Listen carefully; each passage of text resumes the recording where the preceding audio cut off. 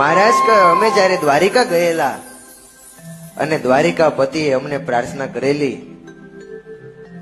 કે જો આપ કોઈ મોટું ધામ બનાવો, મોટું વિશાળ મંદિર બનાવો, તો મારી ઈચ્છા છે કે ત્યાં આવીને અમારે નિવાસ કરવો છે. સ્વામિનારાયણના કહેવાતા વધુ એક સંતે દ્વારકાધીશ પર બફાટ કર્યો છે. આ વિડીયો સુરતના સ્વામિનારાયણ ગુરુકુળનો છે, જ્યાં નીલકંઠ ચરણ સ્વામી દ્વારકાધીશ વિશે કહી રહ્યા છે કે દ્વારકાધીશે પોતાના નિવાસ માટે મંદિર બનાવવા માટે મહારાજને પ્રાર્થના કરી હતી. આ વિડીયોને લઈને હાલ લોકોમાં રોષ જોવા મળી રહ્યો છે.